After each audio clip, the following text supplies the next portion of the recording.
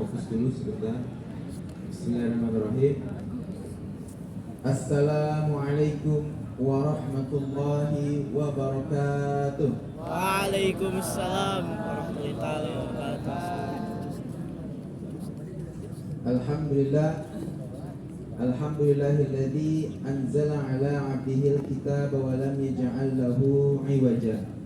Asyhadu an la ilaha illallah wahdahu la syarikalah wa asyhadu anna Muhammadan abduhu wa rasuluh la nabiyya wa la rasulan ba'dah. Allahumma salli wa sallim ala sayyidina Muhammadin Allahumma shalli kali wa ala alihi wa sahbihi ajma'in, amma ba'd. Rabbi shrah li sadri wa yassir li amri wahlul 'uqdatam min lisani yafqahu qawli. Alhamdulillah, segala puji bagi Allah, zat yang senantiasa memberikan nikmat kepada kita, dan karena nikmat itu ada manusia yang diberi gelar orang bersyukur, dan karena nikmat itu pula ada orang yang diberi gelar dengan gelar kufur hanya karena nikmat. Zat yang juga ketika makhluknya tidur, ia tidak pernah tidur untuk mengurus hamba-hambanya. Zat yang masih memberikan kesempatan kepada makhluknya, walaupun bermandi maksiat, bermandi dosa, masih Allah beri kesempatan untuk bertaubat. Maka sepatutnya sebagai manusia yang diberikan nikmat, bangun tidur, buka mata, ucapan pertama adalah alhamdulillah, masih diberi hidup, masih diberi nafas. Bangun tidur tak luput dari apa yang telah Allah gariskan kepada kita, bukan untuk digunakan sia-sia, tapi digunakan untuk bertaubat. Makanya ketika kita bangun tidur ada sunnahnya. Doanya adalah yang kalau kita tidak baca berarti kita nggak bersyukur. Bayangkan setiap hari selama 18 tahun, 17 tahun hidup, bangun tidur, kegiatannya kalau bangun tidur langsung ngapain? Langsung ngapain biasanya? Tengok jam. Masih jam 4, tidur lagi. Tengok jam, baru jam 5, tidur lagi. Padahal bangun tidur ada sunnah dari Rasulullah SAW yang beliau melakukan setiap hari. Doanya sangat simpel. Doanya memberikan gambaran kepada kita bahwa kita orang yang benar-benar bersyukur. Doanya adalah, ini kalau nggak tahu berarti nggak pernah baca doa. Apa doanya?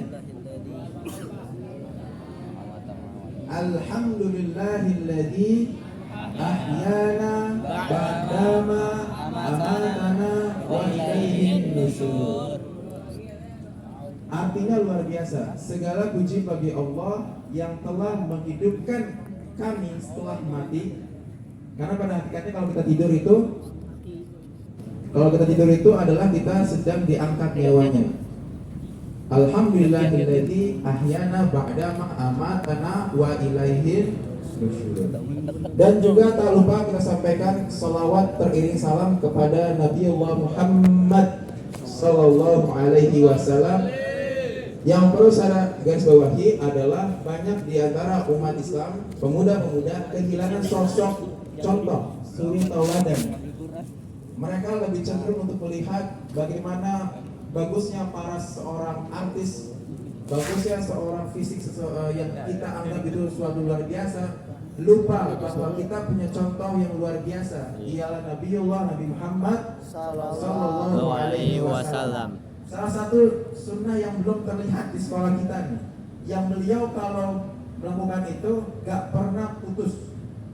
Sunnahnya salah satunya adalah ketika berpapasan dengan sesama muslim, maka ucapannya adalah Apa?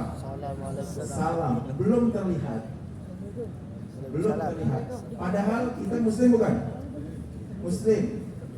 Muslim atas umat siapa? Umat Nabi Muhammad. Yang kita nanti kelak mati di padang mahsyar ngemis-ngemis apanya? Syafaatnya. Ngemis-ngemis nggak tuh? Ngemis. Nggak semua dapat syafaatnya. Kelak nanti di padang mahsyar saat matahari di atas kepala kita hanya sejengkal, semua baju tidak ada yang berpakaian atau berbusana, semua diadili, dikumpulkan di dalam suatu padang luas. Kita hanya berdoa apa? Ya Allah, semoga saya selamat. Ya Allah, semoga saya amal ibadah saya di dunia diterima. Pertanyaan saya, tadi sholat tadi kira-kira udah menjadikan sholat terbaik belum tuh, sholat duha? Insyaallah. Tadi kasih kesempatan sholat duha, pada sholat nggak? Sholat sob. Sholat duha itu salah satu sunnah yang tidak pernah ditinggalkan oleh Rasul. Sholat sunnah, duha, sholat tahajud, puasa Senin Kamis, puasa Ayyamul Bid itu tidak pernah ditinggalkan oleh Rasulullah SAW. Orang yang dijamin surga, orang yang dijamin dia akan ditempatkan di sisi terbaik, tapi masih melakukan ibadah yang luar biasa. Istighfar minimal berapa kali kalau beliau? Berapa kali? 1000. Hadis mengatakan minimal istighfar beliau 70 kali dalam sehari. Kita apa? Apakah kita sudah merasa lebih baik daripada Rasul? Mari kita menjadikan hari Jumat ini hari renungan. Yuk sama-sama kita perbaiki. Maka tadi yang saya garis bawahi, salah satu kita menganggap diri kita umat Nabi Muhammad adalah melaksanakan sunnah. Ketika Rasul mengucapkan salam antar sama muslim, maka kita ikuti. Besok kalau lewat di depan guru, kamu kenal tidak kenal, apa yang dilakukan? Mengucap salam. Lewat, assalamualaikum Pak, assalamualaikum Bu, selamat pagi Pak, selamat pagi Bu. Kalau bersalam itu jauh lebih luar biasa. Ketika bersalam, hadis mengatakan barang siapa dua orang muslim bertemu kemudian bersalam, maka dosanya berguguran sepanjang ia bersalaman. Assalamualaikum warahmatullahi wabarakatuh.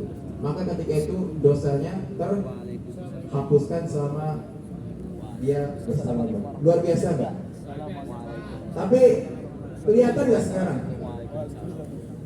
Kelihatan nggak? Nah masih kurang ya? Masih kurang. Tadi itu yang mau saya garis bawahi. Sikap-sikap yang harusnya ditumbuhkan sebagai seorang muslim. Yang pertama apa tadi? Mengucapkan salam. Yang kedua, bersyukur pasti. Ya. Yang kedua, hal yang masih gak enak kedengaran di telinga adalah ketika sesuatu hal yang tidak baik dianggap biasa. Dengan alasan itu keren, dengan alasan itu gaul, dengan alasan itu lagi ngetren.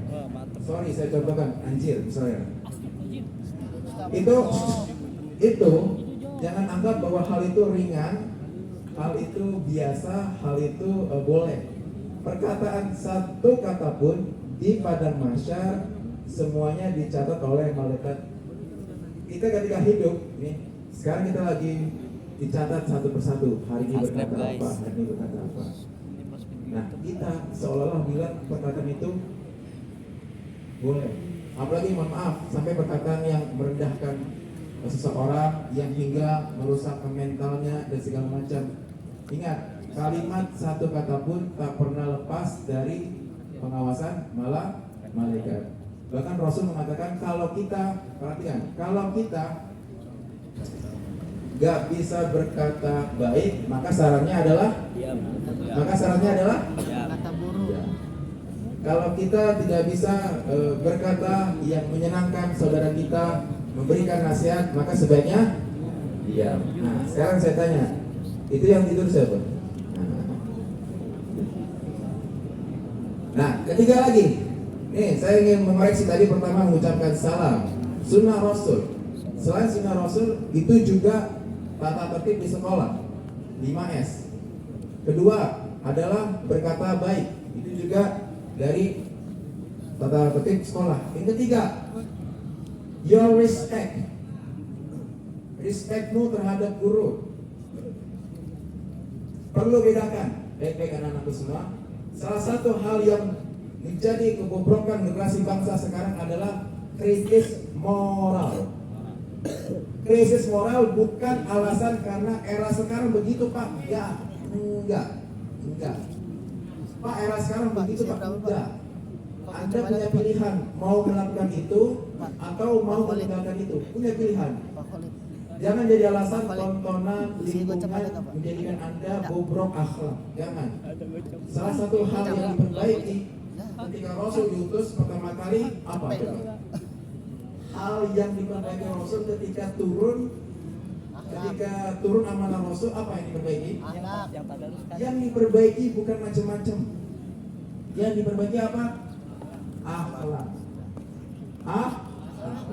Satu akhlak yang perlu ditumbuhkan adalah ketika berakhlak dengan guru. Apakah berakhlak? Orang dikatakan guru lagi berbicara, kamu tidur. Berakhlak gak? Berakhlak gak?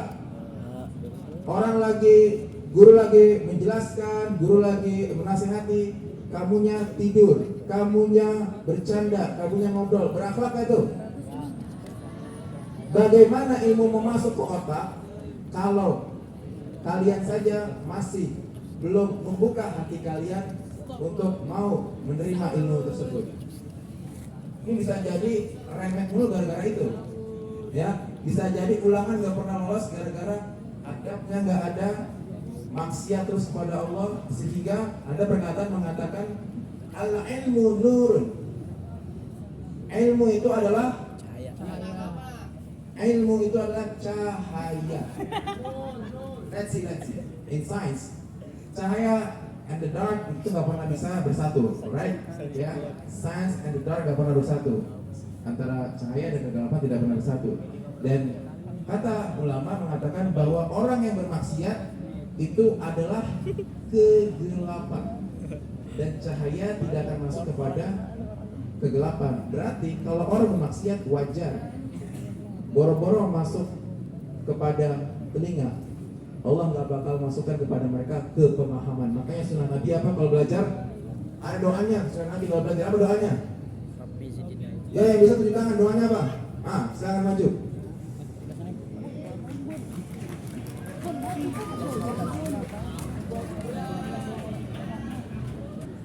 Doanya apa tadi? Rabbi zidni ilma warzuqni fahma. Apa artinya?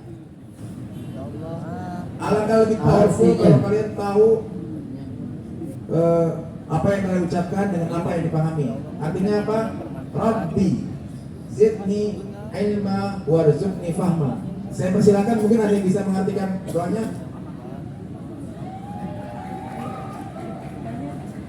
Siapa sih itu? Ya Allah, tambahkanlah ilmuku dan kecerdasanku. Ya Allah, tambahkan ilmuku dan tinggikanlah kecerdasanku. Yang bermanfaat. Kurang tepat. Ayo, Pak. Siapa lagi?